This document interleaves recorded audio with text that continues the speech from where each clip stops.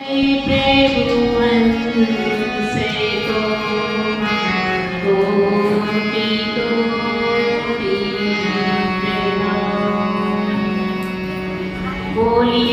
श्री सद्गुरुदेव महाराज की जय। आदि शक्ति जगत जननी श्री माता की जय।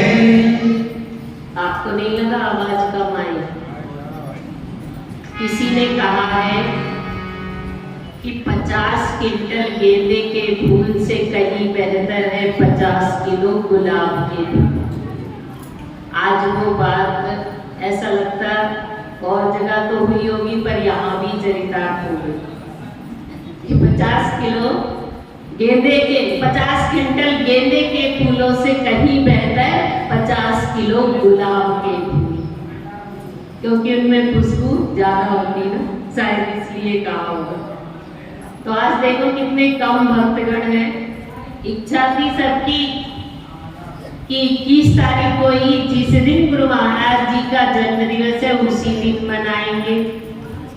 ठीक है भाई, उसी दिन मनाओ, राजी है हम उसमें जिसमें तेरी रजा और यूं भी बाबा और यूं भी बाबा।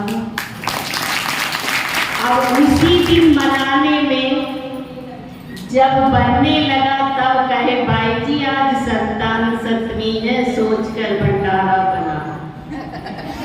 आप बताओ, चट भी मेरी और पट भी मेरी, और बनने से पहले बता दिया ताकि भाई जी हमसे ये ना कहे कि बताया नहीं। जब चढ़ गया कहते उसमें सब कुछ डल गया तब भाई जी आज संतान सप्तमी है। तो कोई कहते कि सब कोई व्रत यही आंखें खोलेंगे। हमने कहा जिसके भाग्य में जो होगा उसे प्राप्त होगा, और जैसी गुरु महाराज जी की इच्छा। पर वैसे देखो कोई भी त्योहार हो, पर्व हो, आज के दिन तो हरिद्वार में मनाया ही जाता है, पर अगर इस कार्यक्रम को रविवार के दिन मनाया जाए तो ज्यादा बेहतर होता है। कारण कि रविवार को सभी भक्तों को सत्संग में आने की भी आदत है और छुट्टी भी होती है। बाकी दिन देखो कितने भक्तों का फोन स्विच ऑफ आया, और ये भी नहीं कि आप मैसेज डाल दो तो सब मैसेज पढ़ेंगे, नहीं, सब लोग मैसेज भी नहीं पढ़ते हैं, और कितनों का फोन स्विच ऑफ है। 2 दिन पहले से फोन किया आज तक भी तो भी फोन नहीं उठा रहे, इतने दुनिया के काम में व्यस्त है, और फिर कहते भाई जी हमें पता ही नहीं चला। तो ये गलती किसकी है? गलती हमारी अपनी है कि भाई फोन भी उठाओ। आप विचार करो, यहाँ पर जन्म दिवस मनाया जा रहा है, 2 दिन, आज तीसरा दिन है, मुझे फोन करते, और मान लो स्वयं गुरु महाराज जी का आगमन हुआ होता तो विचार करो, मान लो स्वयं गुरु महाराज जी का आगमन हुआ होता तो रह जाते या नहीं वंचित? रह जाते या नहीं बताइए? लेकिन जीव विचार नहीं करता। संसार के रिश्ते नातों का फोन ना उठाओ तो मत उठाओ, पर कम से कम हमारा तो उठाओ। ना जाने हम किस वक्त क्या संदेश दे दे, कौन सी कहते ऐसी घड़ी शुभ आ जाए जिसमें कहा महापुरुषों के चरणों के दर्शनों की प्राप्ति हो जाए। पता नहीं भाई जी कौन सा संदेश दे रही है। देखने के बाद तो काम करना चाहिए, पर देखने के बाद भी रिटर्न नहीं फोन, तो इसमें हानि देखो संतों की नहीं। प्रयास हमारी तरफ से पूरा है, पर उस प्रयास को में आप भी अगर सहायक होंगे तब आपकी आत्मा का कल्याण संभव, अन्यथा इस कल्याण से वंचित रह जाओगे। बोलिए श्री सद्गुरुदेव महाराज की जय। आदरणीय सभी भगवत भक्त, हम सभी यहाँ पर अपने आराध्य के पावन जन्मोत्सव को मनाने के लिए एकत्रित हुए हैं। को श्री गुरु महाराज जी के पावन जन्मोत्सव की हार्दिक हार्दिक शुभकामनाएं। प्रार्थना करते हैं गुरु महाराज जी से कि आप सभी भक्तगणों के जीवन में अनंत खुशियां आए और उन खुशियों को अपने दामन में एकत्रित करने के लिए दामन छोटा पड़ जाए, पर कहते हुए खुशियों की कभी सामना आए भगवान। ज्ञानी जन कहते हैं कि संसार के अंदर जब जब इस धरा पर पाप का, अधर्म का, अनीति का, कुरीतियों का, इन सब का पापाचार बढ़ जाता है, साम्राज्य स्थापित हो जाता है, तब महाशक्तियों का आगमन होता है। और वो महाशक्तियां संसार के अंदर संपूर्ण मानव जाति का कल्याण करती है। हर एक प्राणी को अज्ञान अंधकार के गर्त से बाहर निकाल करके और उसे ज्ञान का मार्ग दिखाती है।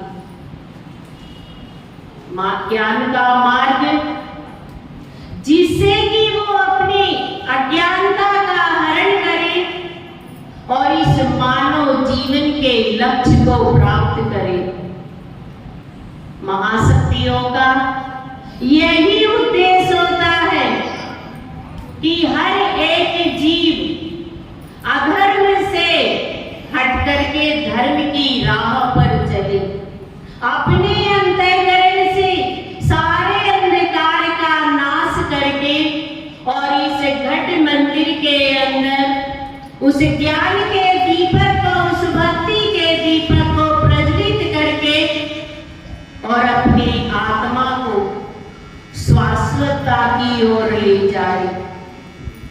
एकमात्र महापुरुष ज्ञानी संत सदैव यही चाहते हैं कि हे जीव, एक नहीं जन्मों जन्मों की अज्ञानता से घिरा तेरा जीवन है।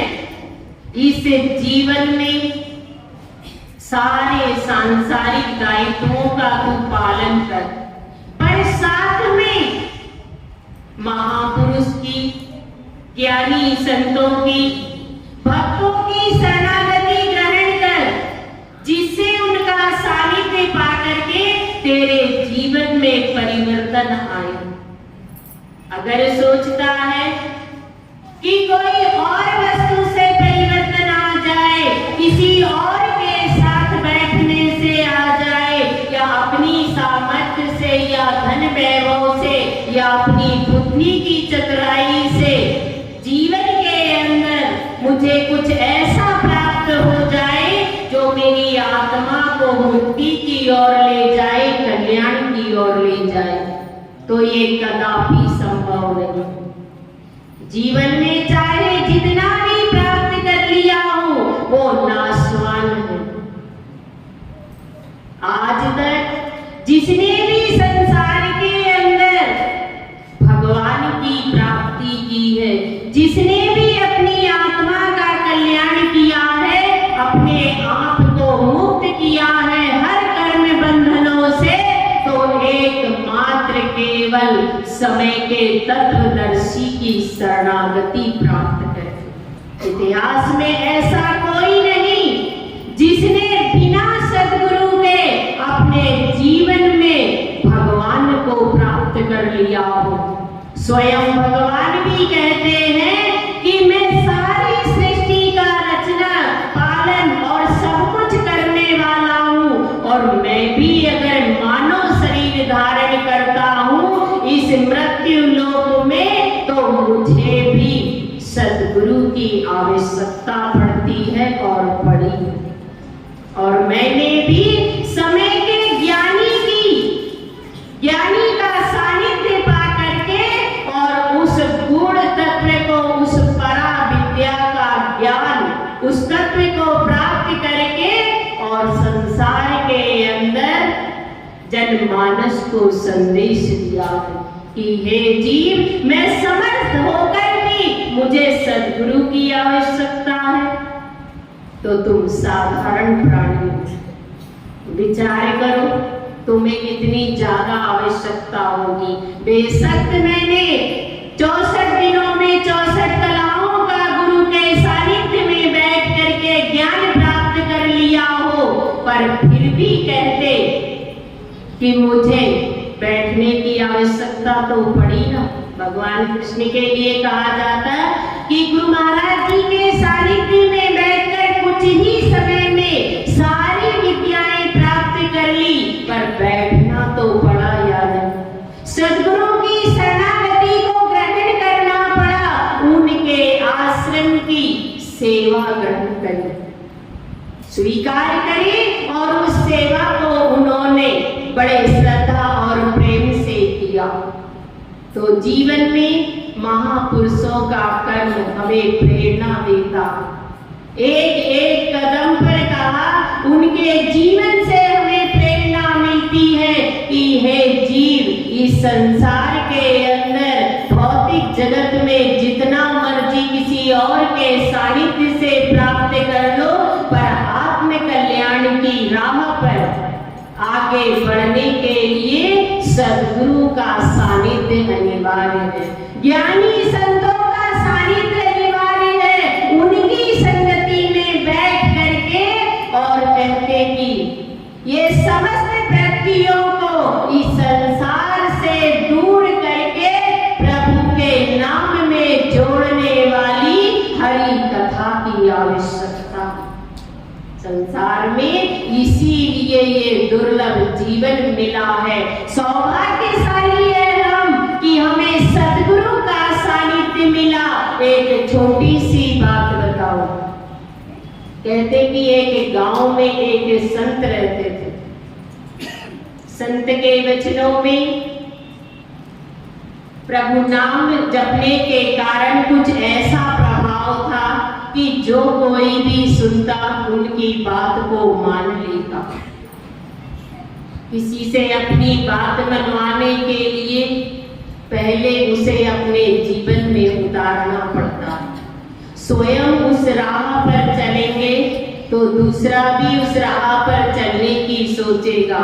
होते हैं संसार में कुछ जड़वत प्राणी जो कितना ही कुछ कह दो, पर हम चलेंगे उसी राह पर जिस पर हमें चलना है। पर एक विवेकशील, एक बुद्धिमान प्राणी अवश्य कहा सही वचनों का सदुपयोग करके और बिना ही लज्जा और शर्म के उन वचनों को अपने जीवन में धारण करके और कहा उस राह पर चलने लगता।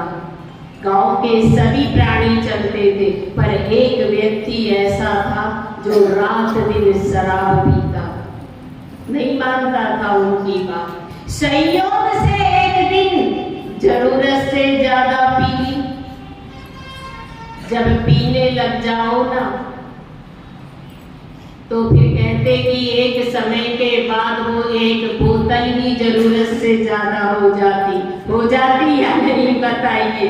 जब पीने लग जाओ तो कहते बोतल ही जरूरत से ज्यादा हो जाती है और वो कोई और ही दुनिया में चला जाता है। ऐसा लगता है 3 लोक 14 भवन से न्यारा है इसका लोग। ऐसी दुनिया में वो पहुंच जाता है। संयोग से नाली में गिर गया। संत निकल रहे होंगे, कहीं संध्या का समय था, देखा नाली से उठाया। नाली में गिरने के बाद क्या साफ सुथरे रहेंगे? नहीं कह रहे ना। तो यही स्थिति थी। देखा भाई ये तो वही गांव का ही प्राणी है, शराब पीने वाला। मुंह सब साफ कर दिया। इतने में कुछ लोग आ गए, होश भी आ गया कुछ, क्योंकि कुछ गंदगी जब मुंह में गई, शायद कोई उस गंदगी में कोई ऐसा तत्व हो जो नशा उतारने वाली हो। तो कहते कुछ होश भी आ गया। तो होश आ गया तो एक व्यक्ति ने कहा, कहना नहीं मानते हो, कितनी शराब पीते हो, पता है आज तुम्हारे मुख को किसने साफ किया? तुम्हारे इस मुंह को एक नाम सुमरन करने वाले, भगवान के नाम का भजन करने वाले ने तुम्हारे मुख पर से ये गंदगी को हटाया है। इतना सुनाई पड़ गया, कान में कुछ चेतना थी।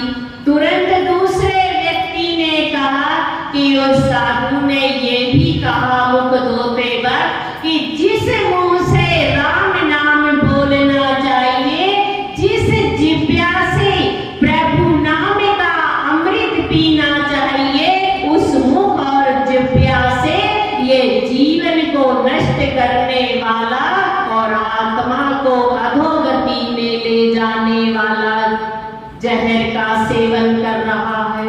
कैसा ये जीव है जो मानव जीवन की महिमा नहीं समझ पा रहा। दूसरे व्यक्ति ने कहा कि वो साधु महाराज ये भी कह रहे थे। दोनों बातें उसके समझ में आ गई।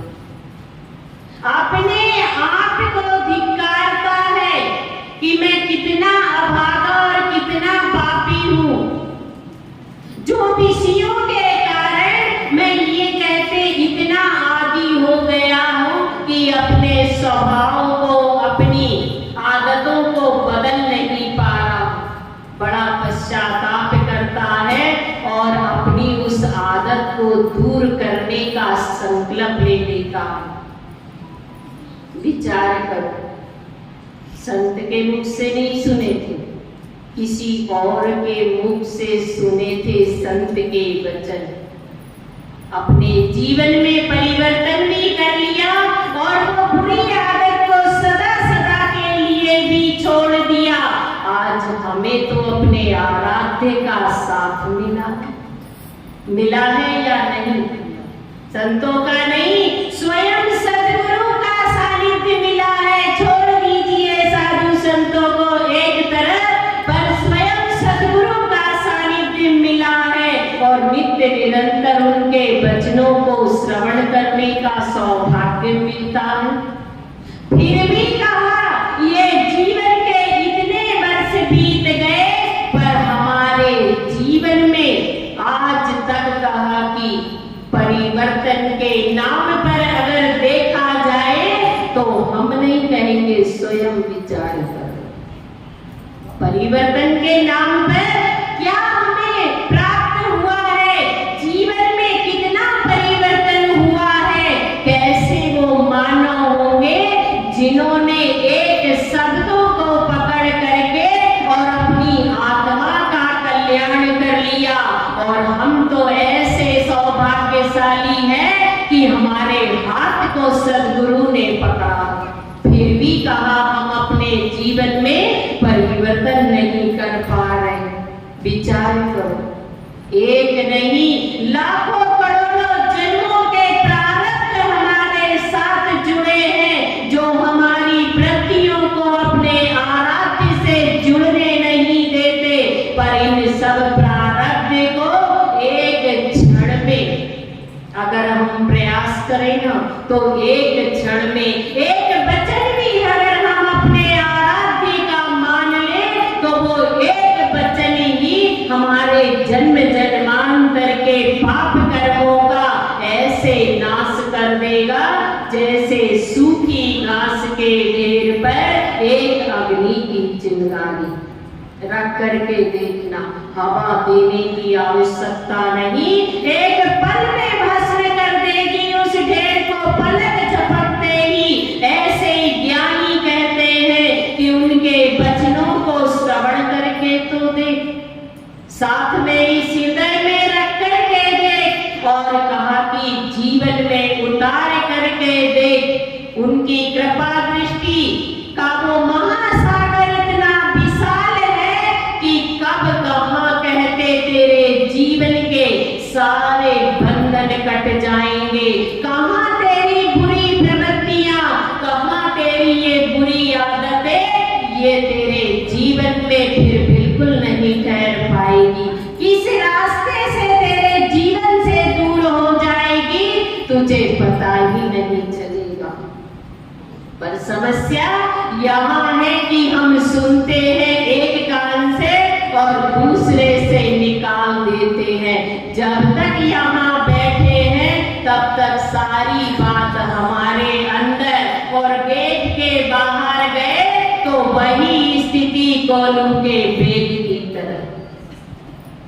जब शुरू किया था चलना तो सोचा था कि आज तो शाम तक चला हूं, ना जाने कितनी लंबी यात्रा तय कर ली, पर मालिक ने पट्टी खोली ना तो अपने आप को कहां पाया, उसी टूटे पर। विचार करना कहीं मेरी भी यही स्थिति तो नहीं है। बरसों से कहते मैं इस यात्रा में राही बना हुआ हूँ, ज्ञानी संतों की, ये महापुरुषों की, ये अध्यात्म ज्ञान की यात्रा में मैं निरंतर कहते साथ चल रहा हूँ, पर वास्तव में मैं आगे बढ़ा हूँ या फिर मैं वहीं खड़ा हूँ जहाँ मैं बरसों पहले खड़ा था। किसी को बताने की आवश्यकता नहीं पड़ेगी, कोई बुरा ना मानना, अपने आप पता चल जाएगा, अपने आप कहते ये आभास हो जाएगा कि मेरी यात्रा जो मैं निरंतर चल रहा हूँ उसमें मैं आगे कितने बढ़ा हूँ और कितना पीछे हूँ। सब कुछ कहते जब मूल्यांकन करता है ना जीव अपने अंतःकरण का, तो स्वतः ही उसे आभास हो जाता। तो आभास करिए अपने जीवन में, सबके बड़े बड़े मकान है, एकांत में बैठ करके और आत्मचिंतन करिए। यहाँ एक हिस्से कहते बालक बैठे हुए हैं और एक हिस्सा युवा बैठे हैं, पर दो हिस्से तो व्रत बैठे या नहीं। और सबकी आयु ये कह रही है कि अब बाहर नहीं, अपने अंतर में झांको। हर एक की आयु संदेश दे रही कि अपने अंतर में झांको और झांक करके मंथन करो कि मेरा जीवन का कल्याण और आत्मा का कल्याण किस प्रकार होगा। कौन सा वचन जीवन में धारण कर लूं, कौन सी कहते सद्गुरु के बताए राह पर चलूं, जिससे मेरी आत्मा कहा मुक्ति की ओर जाए। मेरे आराध्य के श्री चरणों में अब मैं आ ही गया हूँ, तो कम से कम मेरा ये जीवन सार्थक हो जाए और आत्मा का कल्याण हो जाए। अगर मैं आत्म मंथन करूंगा तो अवश्य गुरु महाराज जी की प्रेरणा से कहते इस अंतःकरण में मेरे हर एक सवाल का जवाब भी वो मुझे देंगे और वो मेरे मन को भी सही राह पर ले जाएंगे और मेरी संसार में बिखरी चित वृत्तियों को भी प्रभु के नाम से जोड़ देंगे। पर मेरी प्रार्थनाओं में, मेरी भावनाओं में, मेरी समर्पणता में कहा वो ताकत ही नहीं है। अगर ताकत होना तो अवश्य मेरा कल्याण हो जाए। भाव होना चाहिए मेरे ऐसे एक बालक जैसे अपने आराध्य के प्रति, दुनिया के प्रति जो भी हो वो तो समय के अनुसार होते ही हैं जीव के, पर एक भक्त के, एक शिष्य के अपने आराध्य के प्रति अगर सरल भाव हो तो कहा उस शिष्य का कल्याण होने से कोई नहीं रोक सकता। फिर उस आराध्य के और उस शिष्य के बीच में कोई दूरी नहीं होती। भाव कि हे भगवान तुम्हारे चरणों को प्रेम करने वाले, हे गुरुदेव तुम्हारे चरणों को प्रेम करने वाले कम नहीं होंगे, पर अफसोस तो इस बात का है गुरुवर कि आपकी सभा में एक दिन हम नहीं होंगे। उसकी सभा लगी रहेगी, हजारों उसको प्रेम करने वाले होंगे और है भी, लाखों करोड़ों है या नहीं बताइए। उनके जीवन में हमारे जैसे लाखों करोड़ों हैं, पर हमारे जीवन में उनके जैसा दूसरा कोई नहीं, उनके जैसा दूसरा कोई नहीं है। पर अफसोस है कि ये सभा लगी रहेगी, ये मंच लगा रहेगा, ज्ञान की और अमृत की सत्संग की वर्षा होती रहेगी, पर उस सभा में भगवान एक दिन हम मौजूद नहीं होंगे। आज आपकी दया से आपके श्री चरणों से लगा हुआ हूँ, तो कृपा कीजिए नाथ कि संसार में भटकने वाला मन आपके चरणों में लग जाए। मेरी ये वृत्तियां जो विषयों की मदिरा का पान करने वाली है, वो आपके नाम के अमृत का पान करने लग जाए। प्रभु मेरी चित्त वृत्ति ऐसी बना दो, ऐसे मेरे हृदय की स्थिति बना दो। हृदय के अंदर स्वयं आप विराजमान हो जाओ प्रभु। इस हृदय में नाना प्रकार के विकार बैठे हुए हैं, काम, क्रोध, लोभ, मोह, अहंकार, हजारों शत्रुओं ने डेरा डाल रखा है। प्रभु अब ऐसी कृपा करो और इन सब को बाहर निकाल करके आप स्वयं इस हृदय में डेरा डालिए और अपना निज स्थान बनाइए। प्रभु इस मंदिर को इस हृदय को मंदिर बना दीजिए और नित्य प्रति आप इसमें विराजमान रहिए, जिससे मैं जीवन के अंदर मुक्ति को प्राप्त करूं और सदैव कहते आप में ही मेरी चित्त वृत्ति लगी रहे। अगर मेरी भावना है ना, मेरा समर्पण भाव है, तो कहा अवश्य कल्याण होगा। संसार में एक नहीं अनेक भक्त, एक छोटी सी बात याद आई, देखो कितना सानिध्य मिलता है हमें। पर एक राजा के यहाँ गुरुदेव आए हुए थे। विचार करना कि हम कितने सौभाग्यशाली हैं, कहीं से कहीं तक कोई गुण नहीं, कोई भक्ति नहीं, ना जाने कौन सा गुण देखा दयानिधि ने जो रीझ कर चरणों से लगा लिया। ये अपने आप में विचार करना। राजा के यहाँ गुरुदेव आए, गांव का एक व्यक्ति सीधा साधा विचार करता है कि इन्हीं को अपना गुरु महाराज जी बनाऊंगा। ये राजा के गुरुदेव हैं, काश मेरे भी गुरु महाराज जी बन जाए तो कितना अच्छा होगा। ये विचार करके, और हृदय में इतनी ज्यादा तीव्रता थी, पर राजा के गुरु महाराज जी तक साधारण व्यक्ति पहुंच सकता है? नहीं पहुंच सकता। अब सबने दर्शन कर लिए, इसके बाद गुरु महाराज जी को महलों में ठहराने की व्यवस्था राजा ने की। गुरु महाराज जी कहते कि ये महल हमें नहीं सुहाता, हमें तो ऐसा करो कि कोई झोपड़ी ओपड़ी बनवा दो दूर, ताकि हम आराम से प्रभु का भजन करें। एक पल में राजाज्ञा पूर्ण हुई और झोपड़ी तैयार हो गई। गुरुदेव वहां गए और अपने जो भी कहते दैनिक कार्य थे वो करने लगे। पर राजन ने कहा कि हमारे गुरुदेव हमारे आराध्य हैं और झोपड़ी के चारों ओर पहरा देना है सारे सिपाहियों को, और सतर्क रहना है, एक पल भी हमारे आराध्य को कोई कष्ट ना हो। राजाज्ञा से चारों ओर सिपाही हो गए। अब विचार करता है वो गांव का अनपढ़ व्यक्ति, गुरु महाराज जी से कैसे मिला जाए? इतने सारे सिपाही हैं, ये क्या मुझे अंदर जाने देंगे?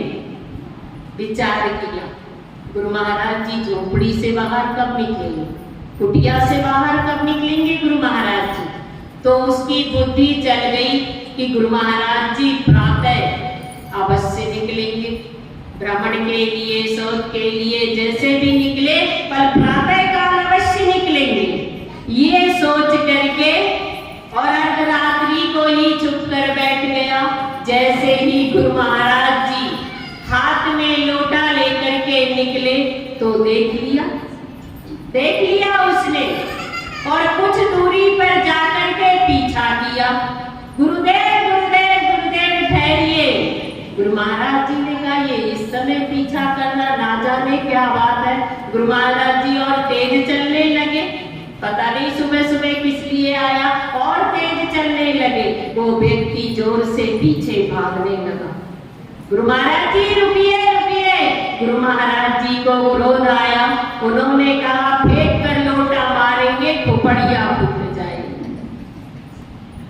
हमने लोटा था, फेंक कर लोटा मारेंगे, कुपड़िया फूट जाएगी। इतना ही कहा कि सुन करके नाचने लगा। बस गुरु महाराज जी हो गया काम, मिल गया मंत्र, मिल गया मंत्र, दे दिया आपने मंत्र। और उसी बात को मंत्र मान करके और उसको रटने लगा।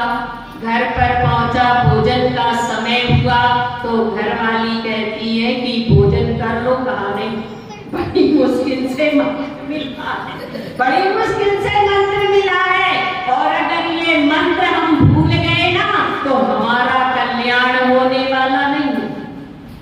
कहा मुझे बता दो, बता दिया। कहा पूरा का जैसा का तैसा रटना जब तक कि मैं भोजन करूं, और भोजन करने के बाद मुझे दे देना।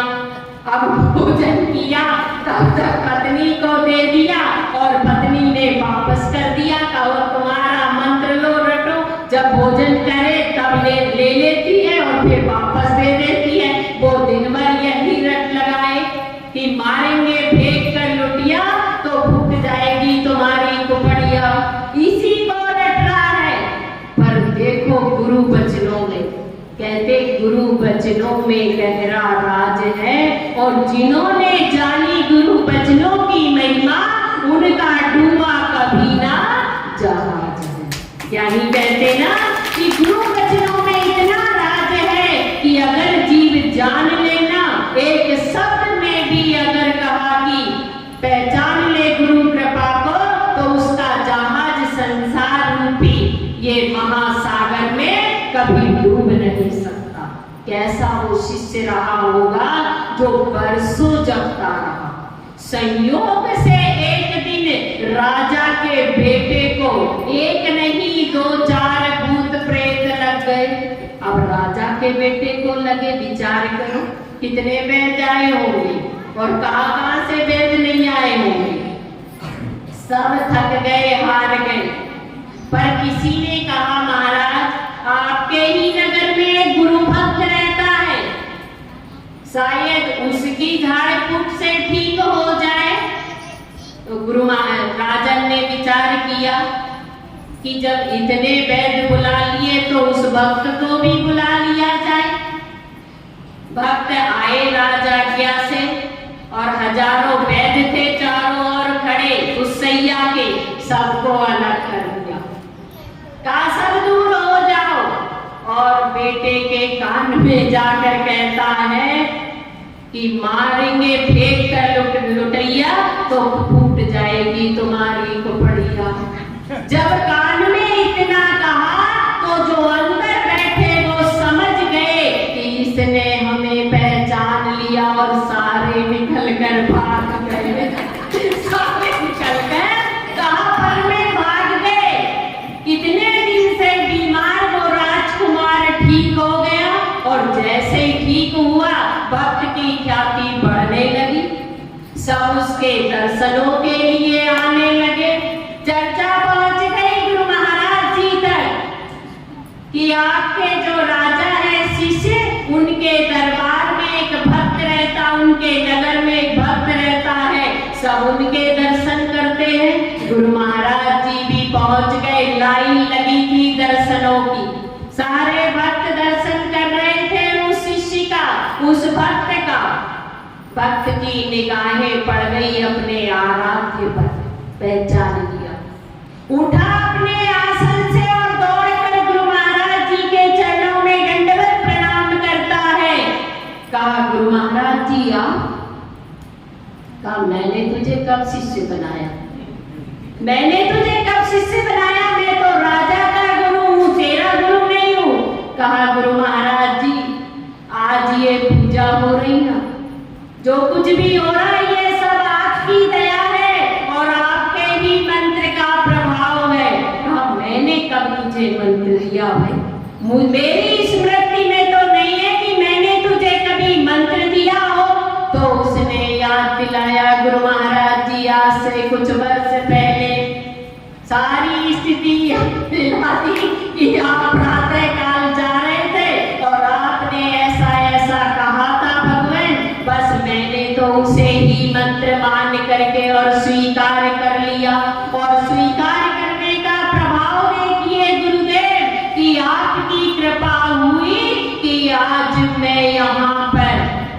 इस हाल में बैठा हूँ कि हर एक नगर का प्राणी मुझे प्रणाम कर रहा है और कहते कि मुझे भगवान की तरह पूज रहा।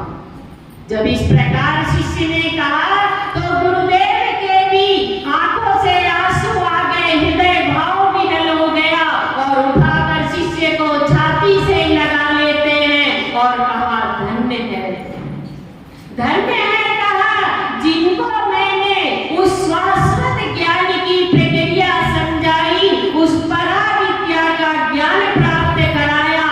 उन्होंने तो सुन करके एक कान से और दूसरे से बाहर निकाल दिया, पर तूने कहते मेरे इन वचनों को धारण कर लिया, इन वचनों को जीवन में मंत्र मान करके और आज यहाँ तक पहुंच गया। धन्य है कहा कि अभी तक तो मैं राजा के गुरु के नाम से जाना जाता था, पर अब कहा मैं तेरे नाम से जाना चाहूँ। और उस शिष्य को अपना करके और निरंतर अपना सानिध्य प्राप्त कराया और अंत में कहते कि अपने सिंहासन की प्राप्ति कराई कि मेरे नहीं रहने के बाद तुम कहते मेरी इस शक्ति को प्राप्त करो और संसार के अंदर उस ज्ञान तत्व का प्रचार करो, जिससे कहा कि ये संसार में अज्ञान अंधकार में डूबा प्राणी माया मोह से ऊपर उठ करके और उस ज्ञान तत्व का आश्रय लेकर के और जन्म मरण से सदा सदा के लिए मुक्त हो जाए। तो जीवन में इससे विचार करना हमें तो गुरु महाराज जी ने निश्वासों का ज्ञान दिया है, हमें कोई ऐसा नहीं कहा है, ये जिज्ञा से रखने वाली कोई बात नहीं बताई है। ऐसी विद्या का ज्ञान दिया है जिस ज्ञान की कहते कि महिमा हर वेद पुराण गाते हैं, वो ज्ञान दिया है जो भगवान श्री कृष्ण ने अर्जुन को दिया था, वही ज्ञान आज हम सबको प्राप्त हुआ है।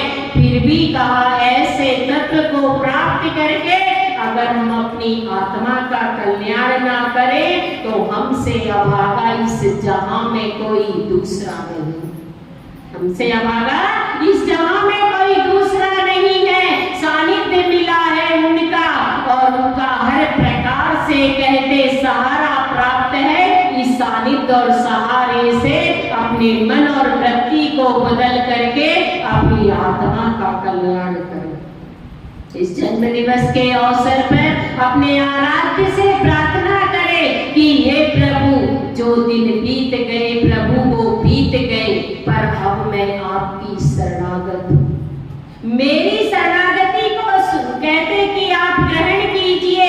आप शरणागत के भय का हरण करने वाले हैं और मैं जन्म जन्मांतर से विषयों में रमा जीव कभी भयभीत होता हूँ, कभी दुखी होता हूँ, कभी प्रसन्न होता हूँ, मैं हजारों भाव में कहते रात दिन विचरण करता हूँ, पर आप अपनी दया करके मुझे एक समभाव में स्थित कर दीजिए जिससे मेरे सारे कर्म बंधन समाप्त हो जाए और मैं मुक्ति को प्राप्त कर लूं। दया कीजिए प्रभु मुझ पर। अगर मेरा ये भाव है, अंदर समर्पणता है, तो अवश्य मेरी आत्मा का कल्याण होगा। इसलिए देखो जीवन के अंदर संसार के हर रिश्ते नातों को निभाने में साथ ढूंढो, बहुत अच्छी बात है, पर भक्ति के मार्ग में कोई हमारा साथी हो इसकी परवाह मत करो, क्योंकि ये राह पर हम अकेले अगर चल रहे हैं तो 2 कदम चलने पर हमारे मालिक हमारे साथ होंगे। इसलिए इस राह पर दुनिया का साथ मत देखो, संसार में कहीं आने जाने के लिए साथ खोजो, पर सद्गुरु के दर पर आने के लिए साथ की नहीं कहा कि अपने आप इस राह में आगे बढ़ो, वो स्वयं हमें मंजिल तक पहुंचाएंगे। पर कहते बढ़ने वाला प्रयास है ना स्वयं के कदमों से शुरू होगा। जो भी रास्ता तय होगा ना जमीन पैरों के नीचे है, जितने कदम आगे बढ़ाएंगे उतनी ही ये दूरी कम होगी और हम अपने आराध्य के नजदीक तक पहुंचेंगे। इसलिए ज्ञानी कहते हैं कि मिलते हैं इस दर पे मोती, मिलते हैं इस दर पे मोती, और होती है मन की पूरी मुरादें। दिल है जिसका साफ, दिल है जिसका साफ, वो आकर के यहाँ पर सहादे। मिलता है न्याय, ये दरबार वही है, और दुनिया की सबसे बड़ी और सच्ची सरकार यही है। ऐसी सरकार के सानिध्य में हम सब आए हुए हैं, तो निरंतर यही भावना हो कि आराध्य अपने चरणों से जोड़े रखें, और ये संसार सागर में मैं आपके नाम का सुमरण करते हुए, आपके चरणों की सेवा करते हुए इस जीवन यात्रा को पूर्ण करूं। पुनः आप सभी भक्तों को अपने आराध्य के पावन जन्मोत्सव की बहुत बहुत शुभकामनाएं। अगर बधाई गाना है आगे तो एक बधाई गाओ, इसके बाद आरती होगी। और सभी भक्तगणों से अनुरोध है कि यहाँ भंडारा प्रसाद बना हुआ है, सभी भोजन ग्रहण करके जाएं।